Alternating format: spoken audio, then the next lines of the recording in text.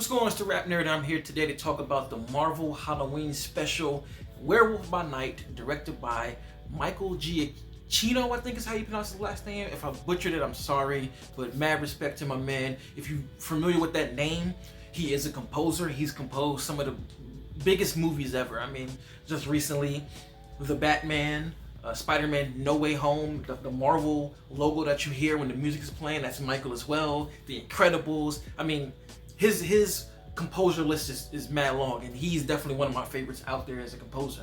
So I remember when I first looked at this and it said he was directing, I was like, do they have the right guy? Is this the same composer? And I was like, okay, it makes sense. You know, he's been around a lot of legendary movies, of course, like the ones I just named, and even more than that. So I'm pretty sure he has an eye for filmmaking, and he's just soaking in so much game from everything.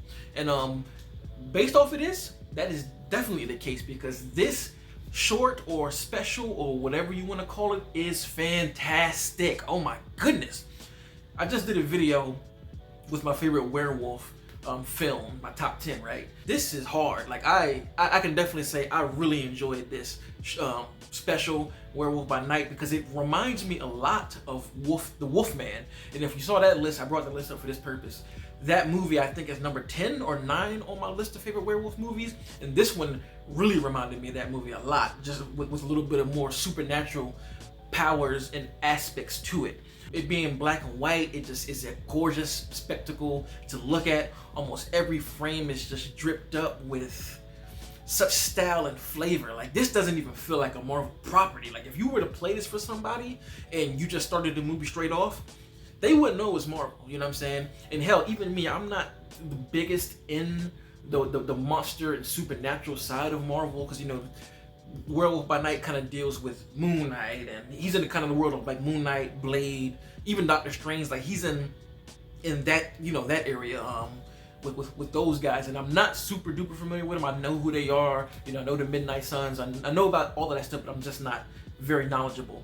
But excellent film. Like, if anybody from Marvel happens to stumble across this video, please do more things like this. Like, this should have been a full movie, honestly. Like, I would have sat through an hour and a half to 2 hours of this, because this was fantastic.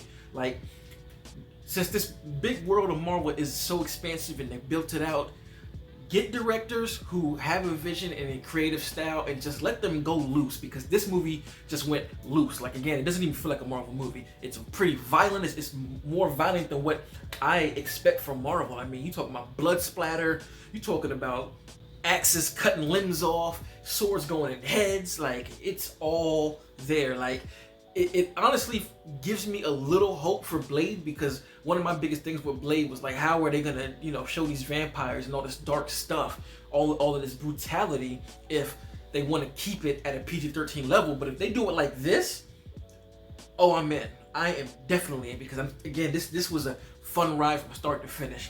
So for those who don't know, it follows a character named Jack Russell, who he walks into this room, and I forgot the lady's name. Like I said, I'm not well versed, but it's pretty much a kind of a competition for a bunch of other monster hunters. Everybody in this room is a monster hunter, and they're sent in the field to not only defeat each other, but also capture this monster for a prize. And I'm gonna just say, keep it, you know, leave it there, right? He's because I know a lot of people don't know about this character in the story. Neither did I. So going into it, I was just kind of blind. I didn't know what to expect. I didn't know where it was gonna go. So I'm just gonna leave it there. It's a group of hunters who are brought to this place to track down a monster. That's what they're there for. You're not really given a lot of information, and I think that's purposeful. You know, with Marvel, the way they build stuff out, I could definitely see them making something to add on to what was built here. I guess this was just kind of a, you know, test of the waters to see how people react to it. Based off the reception, oh, we're gonna need more. I'm gonna need more. Like, I'm gonna need the full story of how all of this even unfolds. You know what I'm saying? Like they're really vague in what's being said. You kind of get things hinted at here. There's another character here, another lead named Elsa Bloodstone, and she is a descendant of the people that brought them here, brought them here to hunt monsters, and it's part of her family tree. So she's pretty much just here doing what her family has taught her to do and what she's grown up doing. And with her being a hunter, there's like a lot of great action sequences, man, especially starring her. Like, she was kicking ass. Like, the first action sequence that we really see took it way further than I thought it was going to take it, because when I see action sequences in the MCU, I pretty much think of like the best and the most, like, I guess, violent ones. Well, it kind of changed lately because Multiverse of Madness took the violence up a notch even more than what I saw it as. So I can definitely say this movie handles its action similar to Multiverse of Madness. Like, it's no games played at all. People get killed, you see everything, and it just had me watching like, ooh, like every time some action would happen because of how brutal they actually took it. And again, I don't want to present it like it's the most brutal thing in the world. You put it to the standards of how Multiverse of Madness did their action, and the violence that they handled in there. Like, you some things you see, some things are applied, but you still feel every type of really violent hit, and I love that they did that. And man, I gotta talk about Michael's direction, man. He just, oh man, you could tell he has a craft for filmmaking. So many beautiful shots. Like, this is the one Marvel property, or one of the few Marvel properties, where you could pause it almost at any second and get a beautiful frame. Oh my goodness. The black and white, the grayscale elements of this film just make it so rich, and it gives so much depth. And there's like I'm not sure what the filter is or what the grading is, but they do something to the image to kind of give it like a subtle glow. So the grays are kind of glowing opposed to just being flat, and I really like how they did that. The contrast is upped a bit, so it kind of gives the whole film like a smoky look, like it's like not in a bad way, but it just adds to the atmosphere, because the atmosphere is definitely very horror-esque and fits the mood and tone of like October and Halloween. And then like once the things hit the fan, like, of course it's called Werewolf by Night, so you know a werewolf is gonna show up somewhere. The way that the transformation is handled is so fantastic. Oh my god, the way they film the transformation is so fire. Like, all you see is the camera zooming in on somebody else, and lights are flashing, and you see glimpses of the shadow actually changing, and oh my god, that's so damn good.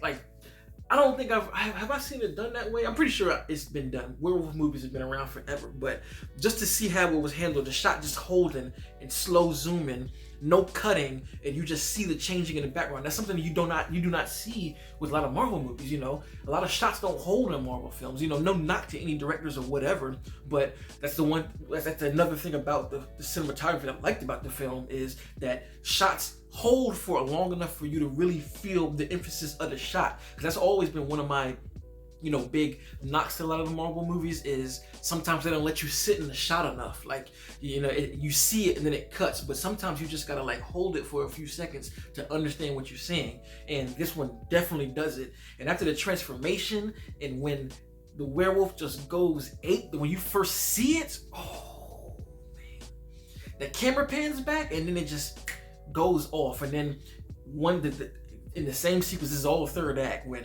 another rampage scene, and it's just held in one single take, and you see the mayhem, the blood splatter, the bodies flying, the arms going everywhere, brain, like, fantastic, yo. Oh my goodness, this was amazing, way better than what I expected. And it's crazy because I remember when they were first talking about it, there was like an article that said that they labeled it as a comedy, and to me, there's not much comical about this at all. I mean, there's like a few things in here that's kind of comedic, but there's nothing overtly just humorous like we've seen from a lot of Marvel properties, honestly. And I enjoyed that about it much. It took itself pretty seriously. All the characters took themselves pretty seriously. All the performances were great.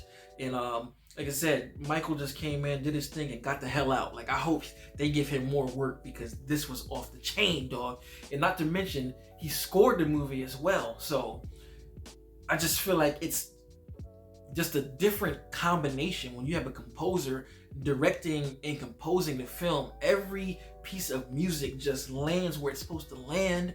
I love how orchestral it sounds. Like oh man. Like especially when the action sequences ramp up in the third act, the orchestra just really adds so much depth and mood to what you're seeing that you really feel like it's a movie, or not feel like it's you just feel like you're part of that era. And it reminded me of Wolfman so much, and I just enjoyed it from start to finish. Michael snapped, and I thoroughly enjoyed every piece of this, man. Like, again, Marvel, more stuff like this, please. You could do your mainstream films that, you know, have the commonalities and the filmmaking and all that, but please just give us something on the side like this. Fantastic, man. So if you've seen Werewolves by Night, let me know what you think about it in the comments. Did you like it? Do you want more like this? And if you like this kind of content, like and subscribe. And until next time, peace. RapNerd Productions, no capping, that's word to mommy.